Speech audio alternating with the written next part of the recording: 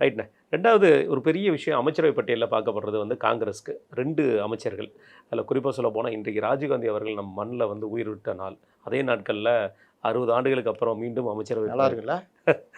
67, ஒரு 26 அப்போ கிட்டத்தட்ட 59 ஆண்டுகளுக்கு அப்புறம் ராஜீவ்காந்தி மறைந்த தினம் அன்று 2 பேர் அமைச்சர்களாக மீண்டும் பொறுப்பேற்றிருக்கிறார்கள். காங்கிரஸ் அமைச்சரவையில் காலடி எடுத்து வைத்துள்ளது.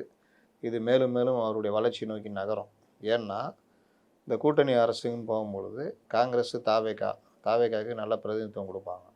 அப்போ மாநகராட்சி, எம்பி அது இதுன்னு நகரத்துக்கான வாய்ப்பு இருக்குது. இன்று அதற்கான விடையார் சொல்லி போடப்பட்டிருக்கிறது அப்படின்னு பார்க்கலாம். ரைட். உயர்கல்வித்துறை அமைச்சருங்கிறது நம்ம பார்த்துட்டு இருக்கிறது மிகப்பெரிய வந்து கான்ட்ரவர்சி இருக்கிற ஏரியா. ஏன்னா என்ன காரணம்னா, நம்ம வந்து இந்த இப்போ யூனிவர்சிட்டியில் வந்து சான்சலர் போடுறது யார் கையில் அப்படிங்கிற ஒரு கேள்வி வரும். ஆளுநருக்கும் அதிகமாக அந்த அமைச்சருக்கும் நடுவில் மிகப்பெரிய அளவில் சண்டை வர்ற துறையே இந்த உயர்கல்வித்துறை தான்.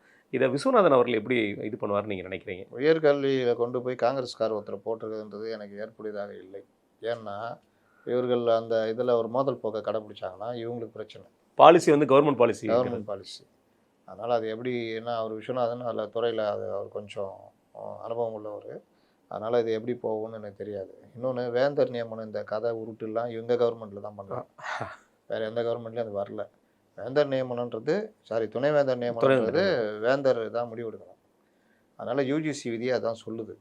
உச்சநீதிமன்றமும் பல முறை அதை வலியுறுத்தி இருக்குது. கடைசியாக கேரளா கவர்மெண்ட்டுக்கு ஓங்கி ஒரு கொட்டு அறிவிச்சிருக்கு. அதனால் அந்த இது வேறு.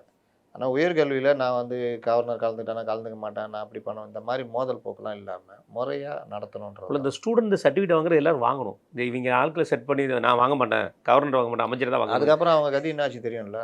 அதெல்லாம் வரலாம். பெரிய சிக்கல்லாம் மாட்டினாங்க. அதனால் இந்த சிறுபிள்ளைத்தனமெல்லாம் பண்ணக்கூடாது. நமக்கு பிடிக்காதவங்க துறை அமைச்சராக இருந்தாலும் அவர் துறை அமைச்சர். ஆமாம். அப்போ அதுக்குரிய மரியாதை கொடுக்கணும். வெளியே வந்து நீங்கள் விமர்சனம் வச்சுக்கோங்க, அதெல்லாம் வேறு விஷயம். அது ஒன்று. 2வது விஷயம், அநேகமாக இந்த ஆளுநர் தமிழ்நாட்டிலே இருக்க போவதாக ஒரு தகவல். அது நாளைக்கு அநேகமாக நாளைக்கு தெரிஞ்சிடும். இல்லாட்டி கேரளாவுக்கு போயிடுவார். அப்போ இங்கே வேறு ஏதாவது ஒரு ஆளுநரை போடுறதுக்கான ஏற்பாடுகள் இருக்குதுன்னு நினைக்கிறேன். இது ஒரு விஷயம்.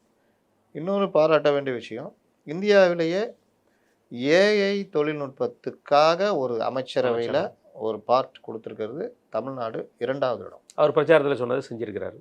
முதல் இடம் வந்து கேரளா பண்ணிட்டாங்க ஏற்கனவே. ஏஐ தொழில்நுட்பத்தை கேரளாவுக்கு பிறகு ஒரு ஒரு அமைச்சரவையில் ஒரு பார்ட்டாக கொண்டு வந்தது இந்த கவர்மெண்ட்டு. அதற்கு ஒரு பாராட்டு தெரிவிச்சுக்கலாம்.